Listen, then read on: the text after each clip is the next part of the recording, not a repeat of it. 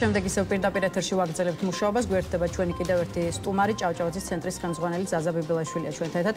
გამარჯობა ბატონ ზაზა და მადლობა რომ შემოგვერთით. ბატონ ზაზა, გადაცემის ეს ნაწილით დავუთმოთ მოდით პოლიტიკური პროცესების შეფასებას. დავიწყოთ წერილით, რომელსაც სალომ ზურაბიშვილი, ოპოზიცია და სამოქალაქო საზოგადოება ერთობლივად უგზავნიან ჩვენს ევროპელ პარტნიორებს, როგორც კეთდება განცხადებები, წერილი კოორდინაციის ფარგლებში შემუშავდა, მისი ადრესატები კი ის ევროპელი ლიდერები არიან, რომლებიც დღეს ევროპული საბჭოს შეხვედრაში მიიღებენ მონაწილეობას. ზურაბიშვილი, ოპოზიციური პარტიები და სამოქალაქო საზოგადოება ევროპელ პარტნიორებს მოუწოდებენ სათანადო ყურადღება დაუთმონ საქართველოში არსებულ საგანგაშო მოვლენებს, სადაც რუსეთის მიერ შთაგონებული რეჟიმი ყოველდღიურად აფართოებს რეპრესიულ ზომებს. აი რა სიტყვით ბრიუსელში ერთობლივად გაგზავნილ წერილზე რისი შეცვლა შეუძლია ამ ტიპის წერილებს და შესაბამისად რამდენად უნდა ველოდოთ გამოხმაურებას ბრიუსელის მხრიდან. მივესალმებით ტელემაყურებელს, რაც შეეხება ამ კონკრეტულ წერილს დავიწყოთ იმ შესავალით, რომელიც თქვენს გააკეთეთ, ეს არის კოორდინაციის ფარგლებში გაგზავნილი წერილი და ამაზე გავაკეთებდი ძირითად აქცენტს. მე არ მგონია რომ ევროპაში დღეს საქართველოს მიმართ ყურადღების ნაკლებობაა, განსაკუთრებით იმ ვითარებაში, როდესაც აი ეს საერთაშორისო კონიუნქტურა შეიქმნა, ევროპა საქართველოში სტუმრად ჩამოსული ლიტვის ყოფილი საგარეო საქმეთა მინისტრის ამბობდა, რომ პრაქტიკულად შოქშია იმ ნაბიჯების გამო, რომელსაც ამერიკის შეერთებული შტატები დგამს, რაც რეალურად ნიშნავს ევროპიდან ამერიკის გასვლას. ნუ დავარქმევთ ამას ევროპის შეტოვებას ამ ეტაპზე, მაგრამ ნუ ბევრი ამას ასე აღიქვამს. შესაბამისად, ამ ვითარებაში იმაზე მეტი ყურადღება საქართველოს მიმართ ვიდრე უკვე არის, ერთი მხრივ ალბათ ძნელი წარმოსადგენია. მეორე მხრივ, ნუ კარგია ცხადია ეს წერილების გაგზავნა და ყურადღების ამ ფორმით თხოვნა, თუმცა არსებობს ქმედება, რომელიც ავტომატურად გამოიწვევდა ასეთ ყურადღებას. ყოველ ჯერზე, როდესაც ქართველი პოლიტიკოსები ჩადიან ევროპაში, იქ მათ ერთ მარტივ რჩევას აძლევენ, თუ შეიძლება ეს რჩევა ჩავთვალოთ. შეუძლებელია რომ აი ამდენი პრობლემის ფონზე, ამდენი პრობლემის გათვალისწინებით საქართველოსთან ჩამოდიოდეს 4 დელეგაცია, მე ცალკე პრეზიდენტი წერდეს და ასე შემდეგ. ისინი ეუბნებიან რომ გაერთიანდით. თქვენ თუ ამბობთ რომ ეს არის რეფერენდუმი, როგორც ამბობდნენ წინა არჩევნებზე, თქვენ თუ ამბობთ რომ ეს არის რუსული რეჟიმი და ნამდვილად არის რუსული რეჟიმი, მაშინ უბრალოდ არანაირ ლოგიკაში არ ჟდება ის, რომ თქვენ კოორდინაციის მიღმა ვერ მიდიხართ. დეკლარირებული მიზანიც კი არა აქვს ბევრს, ხო, ამბობენ რომ აი კოორდინაცია არის ამ შემთხვევაში ის მაქსიმუმი, რომელიც ჩვენ შეგვიძლია შევთავაზოთ ევროპელებს. ევროპელები პირდაპირ რო თქვათ ამას სერიოზულად არ აღიქვამენ. შეუძლებელია რომ ევროპელები ელაპარაკებოდნენ 2, 3, 5 და 7%-იან პარტიებს, რომლებიც კოორდინაციის მიღმა ვერ მიდიან, ხო? შესაბამისად, თუ აი ეს რამდენიმე საკვანძო სუბიექტზე მაქვს საუბარი, ხო, თუ ისინი მართლა სერიოზულად ფიქრობენ, ვერ მიდიან, აი სწორი შეფასება გააკეთოთ, რომ ვერ ისმის, მუდმივად ისმის ოპოზიციური ძალების გაერთიანების თაობაზე მოწოდებები ერთ ცენტრად და ერთ მუშტად შეკვრის თაობაზე, თუმცა ამ გადაწყვეტილებამდე, ამ მოცემულობამდე ოპოზიციური ძალები ვერ მიდიან. რა გონიათ ამის მიზეზები, ვინ რევს ასე ვთქვათ ოპოზიციაში სიტუაციას და მეორე მხრივ შეიძლება რიგ გამორჩეველს გაუჩნდეს კითხვა, რატომ არის მაინდა-მაინც გაერთიანება პანაცეა და რატომ არა ბრძოლის რამდენიმე ფრონტი, ასე ვთქვათ, ქართული ოცნების წინააღმდეგ. მოდი ასე ვთქვათ, ჩვენი ისტორია ზოგადად და უახლესი ისტორია ყველა პასუხს შეიცავს უკვე. მარტო ჩვენი ხო რა, გერბზე გვიწერია ძალა ერთობაშია, 2012 წელს ივანიშვილმა ზუსტადაც და ოპოზიციის სრული გაერთიანებით შეძლო ხელისუფლებაში მოსვლა. მაშინაც ძალიან ბევრი კითხულობდა, რომელია რეალური ივანიშვილი, ხო? მას ყავდა ალასანიას პარტია, მას ყავდა რესპუბლიკელები და მას ყავდა ასევე ის ძალები, რომლებიც აი ამ ორ კონკრეტულ გამოკვეთილად პროევროპულ პარტიას არაფერთ არ ეთანხმებოდნენ. გოგი თოფაძე იყო და სხვანი და სხვანი. მიუხედავად ამისა, მან შეძლო და ყველა ის, ვისაც არ მოსწონდა წინა ხელისუფლება, ერთი ქოლგის ქვეშ გააერთიანა და მერე ვიდარდეთო თქვენ, ხო, ვის რომელი მიმართულება მოგეწონებათ, მერე ვილაპარაკოთ ამაზე, თავარი რაღაც საერთო მიზანს მივახციოთ. დღეს ჩვენი გამოწვევა გაცილებით უფრო სერიოზული და გაცილებით უფრო ეგზისტენციურია. ჩვენ აღარ ვსაუბრობთ იმაზე, საქართველოს ევროკავშირში გაწევრიანდება თუ არა და ასე შემდეგ, ჩვენ ვსაუბრობთ იმაზე, რომ ვიქნებით თუ არა სუვერენული ქვეყანა, სადაც ადამიანებს ელემენტარული უფლებები ექნებათ. ხვალდაზე მე და თქვენ ვერ ვისხდებით ამ ეთერში და ვერ ვისაუბრებთ ისევე, როგორც ვსაუბრობთ დღეს. იმიტომ რომ ეგრეთ წოდებული პარლამენტი ყოველდღიურად აი ამ ფონზე იღებს ისეთ კანონებს, რომლებიც ზღუდავს სიტყვის თავისუფლებას, ზღუდავს გამოხატვის თავისუფლებას და ყოველდღიურად დრაკონულ ნაბიჯებს დგამს საქართველოს, ანუ ავტორიტარიზმის არა, დიქტატურად ქცევისკენ. შესაბამისად, აი ამ ვითარებაში საუბარი იმაზე, რომ ვიღაცას რაღაც გემოვნების განსხვავება აქვს და მე იმ ჩემი მყარი 2%-ით მინდა რომ ფონდს გავიდე, უბრალოდ არასერიოზულია. ოპოზიცია ვერ გაერთიანდება, რა იქნება იმ შემთხვევაში, თუ კი მართლაც დაინიშნება ახალი საპარლამენტო არჩევნები. თუ ვერ გაერთიანდება, იქნება იგივე, მოდი ასე ვთქვათ, ხო, ასე მოიგებს ქართული ოცნება? მოდი ასე ვთქვათ, ხო, არ მახსოვს, მე მგონი აინშტაინს მიეწერება ეს ფრაზა და ღმერთმა უწევს მან თქვა თუ არა, მაგრამ ნუ სისულელი არისო ისო, რომ აკეთო ერთი და იგივე და მოველოდე განსხვავებულ შედეგს. თუ დაინიშნა დღეს ახალი არჩევნები, იგივე სუსის პირობებში, იგივე ცესკოს თავმჯდომარის პირობებში, იგივე გაყალბებული სიებით და დუპლიკაციებით სიებში, აი ეს პირობები შეიცვალა, მაგრამ ოპოზიციამ ცალ-ცალკე მიიღო არჩევნებში მონაწილეობა. ამ შემთხვევაში, აი ამ სცენარზე უფრო ეს დაშვება, მაგრამ პირობები როგორ უნდა შეიცვალოს? აი როგორ უნდა შეიცვალოს პირობები, ხო? პირობები უნდა შეაცვლებინო და დაკუცმაცებული გასვლით პირობებს შევაცვლებინებთ? რიტორიკული კითხვაა, ხო? ანალოგიურად არსებობს რახან წინა ხელისუფლების მაგალითი მოვიყვანეთ, იგივე 2008 წელს იყო თუ არ ვცდები, როდესაც მაშინდელმა ოპოზიციამ გადაწყვიტა, რომ აი ჩვენ ცალ-ცალკე გავალთ, რომ ყველა შევთავაზოთ ის, რაც მათ შეიძლება მოსწონთ, ხო? და მაშინ ის ოპოზიცია დამარცხდა 2012-ში გაიმარჯვა. ეს მაგალითიც არსებობს. ანუ ისტორია ძალიან თანმიმდევრულია მიმართულებით და მე არ მახსენდება შემთხვევა საქართველოს ისტორიაში, როდესაც აი ესე დაკუცმაცებულ გასვლამ გამოიღო რაიმე შედეგი. მე თქვენ ევროპელი ლიდერებისთვის გაგზავნილი ერთობრივ წერილზე კითხეთ და მოდით ისევ დასავლელ პარტნიორებთან ურთიერთობის საკითხზე დაუბრუნდეთ და რა კონტექსტში, აი რუმინეთში ყოფილა საქართველოს საპარლამენტო დელეგაცია დღეს გახდა ჩვენთვის მედიისთვის ცნობილი. რუმინეთი ხა მოგეხსენებათ ევროკავშირის წევრი ქვეყანა, ვიზიტი კი ხორციელდება იმ ფონზე, როდესაც გვესმის განცხადებები, რომ ქართული ოცნება დასავლეთის მხრიდან ფაქტობრივად საერთაშორისო იზოლაციაშია.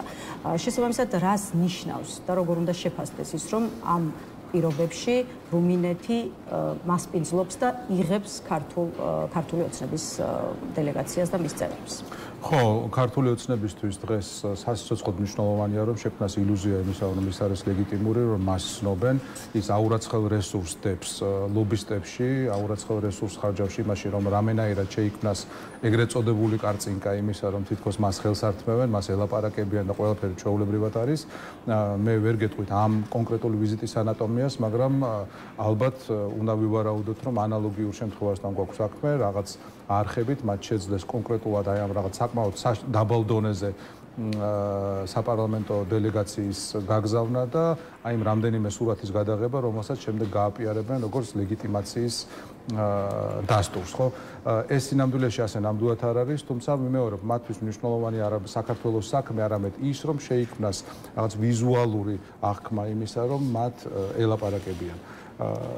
რაც შეეხება თავად შინაარსს, ამაზე საუბარიც კი ზედმეტია, ვინაიდან იქ როგორც ვნახეთ, თითქოს ამ დელეგაციის რომელიღაც წევრმა უთხრა რუმინელებს, რომ ჩვენ 2030-ისთვის ვიქნებით მზად ევროკავშირში. ნიკოლოზ სამხარაძე ამბობს, რუმინულ მხარეს დავუდასტურეთ ის, რასაც ვეუბნებით ქართულ საზოგადოებას, რომ 2030 წლისთვის ქვეყანა მზად იქნება ევროკავშირში გასაწევრიანებად, ასევე დავსვით კითხვა. თვითონ ევროკავშირი იქნება თუ არა მზად 2030 წელს გაფართოებისთვის. ეს არის ცინიკური რუსული პროპაგანდა, ვინაიდან ევროკავშირი დიდი ხანია უკვე ბოლო რამდენიმე წელი ამბობს, რომ კი ჩვენ ვართ მზად გაფართოებისთვის. ევროკავშირის რიტორიკა არის ამისთვის, არ მხოლოდ რიტორიკა, არამედ პოლიტიკა არის ღია. ჩვენ გვახსოვს 2022 წელს, როდესაც საქართველოს შესთავაზეს განაცხადის შევსება და შეტანა, მაშინ ქართულმა ოცნებამ მთელი კამპანია აწარმოა, რომ ეს პროვოკაცია არის, ჩვენ არ ვართ მზად ამისთვისო და ახლა იმიტომ გვავსებინებენ განაცხადს, რომ უარი გვითხრან. აღმოჩნდა არ გვითხრეს უარი. აღმოჩნდა რომ მზად იყვნენ რომ გადაედგა და გადადგეს შემდგომი ნაბიჯები, მოგწეს კანდიდატის სტატუსი და ოცნებამ ყველაფერი გააკეთა რუსული კანონის მიღებით, არჩევნების გაყალბებით, ადამიანების მიმართ სასტიკი ქცევით, რომ ევროკავშირს სხვა გზა არ დარჩენოდა და შეეჩერებინა, ანუ დე ფაქტო შეეჩერებინა, რასაც უკვე თვითონ ფორმალური შეჩერება მოაყოლეს ამ პროცესს, ხო? როგორ შეიძლება 2030-ში ვინმე რამისთვის იყო მზად, როდესაც დღეს ყველა, უკლებლივ ყველა ვინც ეს გადაწყვეტილება უნდა მიიღოს, გვეუბნება რომ ეს არ მოხდება, ვინაიდან ყოველდღიურად საქართველოს რა ის რეჟიმი, რომელიც დღეს საქართველოს სახელით გამოდის, დგამს იმ ნაბიჯებს, რომლებსაც ქვეყანა დიქტატურისკენ მიყავს. ბატონზას, აი ამ კონტექსტში კიდევ ერთი კითხვა, უკვე ირაკლი ყობახიძის განცხადება მინდა გავაცნო მაყურებლებს, პირველ რიგში ვეტყვი ჩვენს მაყურებლებს, რას ამბობს ყობახიძე ევროკავშირთან ურთიერთობებზე, ევროინტეგრაციასა და მოლაპარაკებების გახსნაზე, არის რთული მოცემულობა, ევროპული ბიუროკრატია არის საკუთარი განცხადებების მძევალი და არიციან როგორ გათავისუფლდნენ. აი მე მინდოდა თქვენთვის მეკითხა სად არაშია პრობლემა, რომ საქართველოს ევროკავშირში ინტეგრაციის პროცესი დაპაუზებულია, პრობლემა უნდა ვეძებოთ ევროკავშირში თუ ქართულ ოცნებაში, თქვენ ეს კითხვა თქვენ დარწმუნებული ვართ, ბევრჯერ მოგისმენიათ, მაგრამ კიდევ ერთხელ ვაპირებდი ამ კითხვის დასმას, თუმცა თქვენ უკვე უპასუხეთ ამ კითხვას და თქვით, რომ ევროკავშირი თავის მხრივ მზადაა მოხდეს გაფართოება, ხო და ღიათაც ესე ვთქვათ აჩვენა ეს მზადყოფნა. ახლა მინდა გკითხოთ, არ ვიცი, აი შექმნილ ვითარებაში დასავლელ პარტნიორებთან ამ დონეზე დაცემული ურთიერთობების გამოსწორების შანსებს და რესურსს თუ ხედავთ იქამდე, ვიდრე ხელისუფლებაში ქართული ოცნება. მოდი ერთი დეტალი გავიხსენოთ, როდესაც საუბრობთ ევროკავშირის პოზიციაზე და ვინაიდან კობახიძე ახსენეთ, კობახიძე უბრალოდ სრულობს. თქვენ გახსოვთ, რომ რაღაც ეტაპზე ევროკავშირმა ჩვენ მოგცა ეგრეთ წოდებული 9 პუნქტი, რომ აი ამ 9 ნაბიჯს თუ გადადგამ, შემდგომ ეტაპზე გადავალთო და მაშინ კობახიძე ამბობდა, რომ სინამდვილეში პრობლემა გეოგრაფიაა. ჩვენ გეოგრაფიულად არ მეგვიღეს ევროკავშირში. შეგვიძლია ეხლავე დავუგუგლოთ და გავიხსენოთ მისი წინადადებები. ეს იმ ფონზე, როდესაც ურსულა ფონ დერ ლაიენი გამოდიოდა და პრაქტიკულად ყოველმეორე დღეს ამბობდა, რომ ევროკავშირი, ევროპა უბრალოდ არის ლისაბონიდან თბილისამდე. ეს არის ჩვენი ისტორიული ოცნება, ჩვენს დნმ-ში, ქართულ დნმ-ში დევს ევროპისკენ სწრაფვა, ხო? რაღაც მე-6 საუკუნის დებატებს რო გვასწავლიან სკოლაში, თუ რა იყო საქართველოს არჩევანი და მას შემდეგ უკვე 100 წლეულების განმავლობაში ჩვენ სულ ამ ბრძოლაში ვიყავით, რომ რამენაირად თავი დაგვეღწია აი ამ გეოგრაფიული ვითარებისთვის და ევროპისთვის გვეთქვა, რომ ჩვენ სინამდვილეში ევროპის ნაწილი ვარ და ჩვენ აი ამ დიდი ოჯახის წევრები უნდა ვიყოთ და მოვიდა ის რეალობა, როდესაც თვითონ ევროპელები და მათ შორის ყველაზე სკეპტიკურები გერმანელები ამბობენ, რომ კი, საქართველო არის ევროპის განუყოფელი ნაწილი, რომ თბილისი არის ევროპის დედაქალაქი, რომ ევროპა არის ლისაბონიდან თბილისამდე. ამ დროს კობახიძე ამბობს, რომ გეოგრაფია ყოფილა პრობლემაა, ხო? ეს არის უბრალოდ უსინდისობა ადამიანურ დონეზე და პოლიტიკურად ამას სხვა არაფერი არ ქვია თუ არა სახელმწიფოებრივი ინტერესების ღალატი. ეხლა რაც შეეხება იმ კითხვას, ამ ხელისუფლების პირობებში ცვლილება იქნება თუ არა?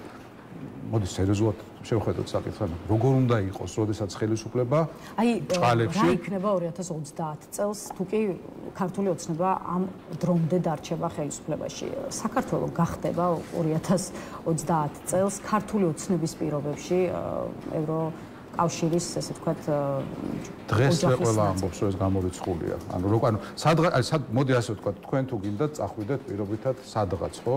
შეიძლება იქ მიხვიდეთ თუ იმ მიმართულებით მიდიხართ, მაგრამ თუ საპირისპირო მიმართულებით მიდიხართ, გამორიცხულია რომ ეს მოხდეს, ხო?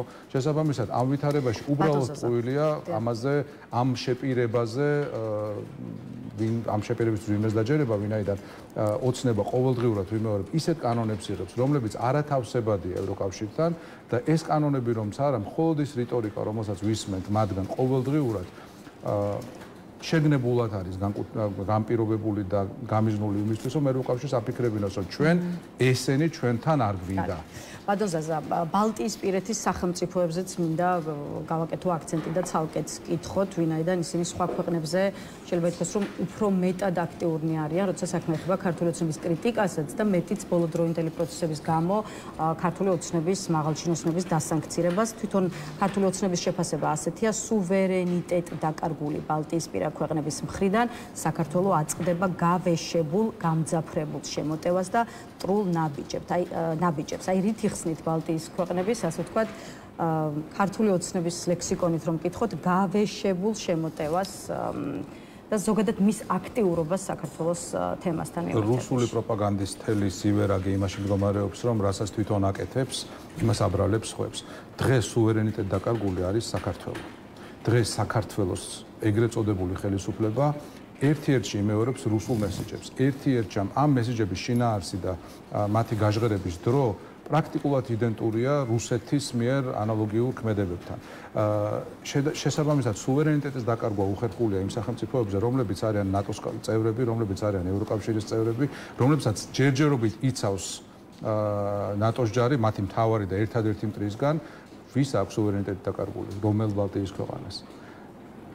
ეს იმ ფონზე, როდესაც საქართველოს აი ამ რეჟიმმა ყველაფერი გააკეთა ბოლო წლების განმავლობაში იმისთვის, რომ საქართველო მარტო დაეტოვებინა რუსეთის წინაშე. რატომ არიან ბალტიის ქვეყნები სხვა ქვეყნებზე უფრო აქტიურია, რატომ არიან? ჩვენ ვიმეც ისტორია რამდენჯერმე ვახსენეთ, ხო? ჩვენ თუ თავმოყარე ქართველები ვართ, თავმოყარე მოქალაქეები ვართ, უბრალოდ რომ გავიხსენოთ, ჩვენ ერთად ვიბრძოლდით საბჭოთა კავშირის წინააღმდეგ ბრძოლაში ბალტიის სახელმწიფოები და საქართველო, აი ეს 4 სახელმწიფო იყო. კარგად იციან რა ხდება. ავანგარდში იყვნენ. ჩვენ ვიყავით, ჩვენი ეროვნული თვითშეგნება ყველაზე წინ იყო. ახლა მოდი რა, ნუ შევადარებთ.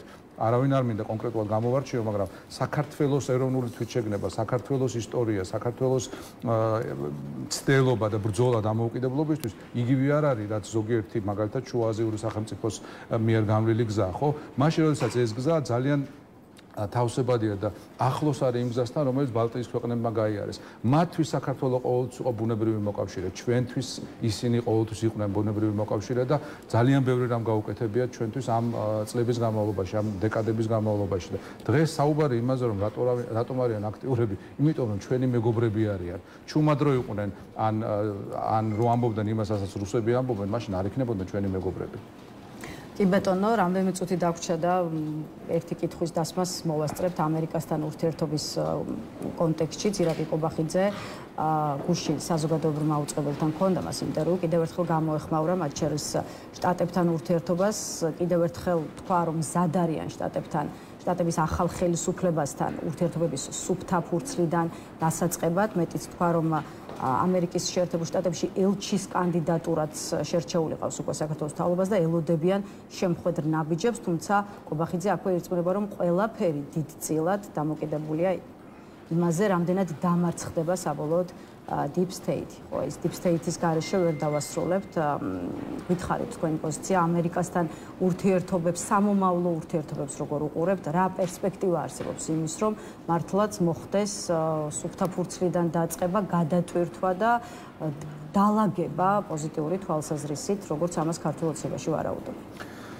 ჯერ Deep State ვახსენოთ, აი წარმოიდგინეთ არსებულ ბავშვაშინებენ, რომ რაღაც ბუა არის და თუ არ შეჭამ ბუა მოვა, ხო? და რაღაც ეს ბუა ვინ არის, სად არის, არსებობს თუ არა, არავინ არ იცის და ამ შემთხვევაში ხა თავის მომხრეებს რამხელა შეურაცხყოფას აყენებენ, რამდენად დაბალი აზრისა არიან თავიანთი მომხრეებზე, რომ აი ამ ახსნას თავაზობენ.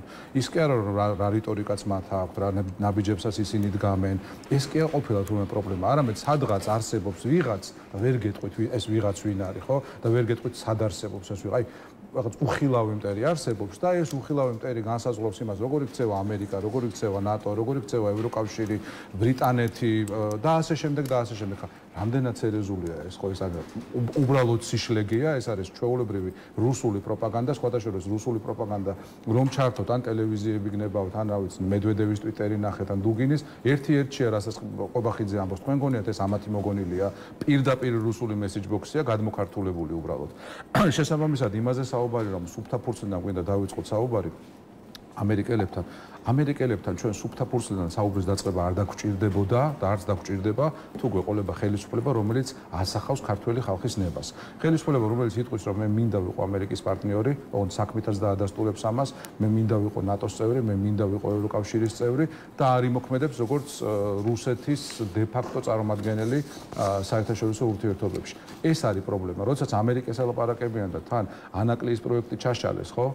და თან როდესაც ჩაშალეს, იქით ამერიკას ესხმოდნენ თავს, რომ თუ გინდოდა თქვენ აგეშენებინათო. და მე ჩაშლის შემდეგ აიღეს და ჩინელები შემოიყვანეს იქ. ყველაფერს თავი დავანებო, დრო ფულია თანამედროვე სამყაროში. 10 წელი უზარმაზარი დრო, ანაკლია თითქმის 10 წლის წინ უნდა აშენებულიყო. 10 წელი რამხელა დრო იცი, ორი თაობა არის, როდესაც სრულფასოვან განათლებას მიიღებდა ახალგაზრდები, რომლებიც როცა ვიღაცები დასაქმდებოდნენ, ვიღაცები დიდ ფულს იშოვნიდნენ და ასე შემდეგ, ხო? არა და იქ არაფერი არ ხდება, რაც ხდებოდა, ისიც გააჩერეს და დაალპეს ანაკლიაში.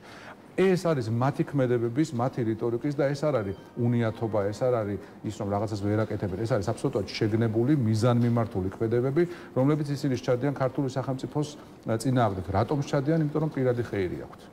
მადლობა ძალიან დიდი სტუმრობისთვის, თქვენი შეფასებების გაზიარებისთვის, დაგემშვიდობებით. ზაზა ბებილაშვილი იყო ჩვენი სტუმარი, დღეს ნიუსრუმი ამით ასრულებს მუშაობას, თუმცა მე მხოლოდ რამდენიმე საათით დაგემშვიდობებით, დღეს ხუთშაბათია, შესაბამისად საღამოს უკვე თავისუფალ სტუდიაში ჩავხდებით ერთმანეთს, ასე რომ მხოლოდ დროებით.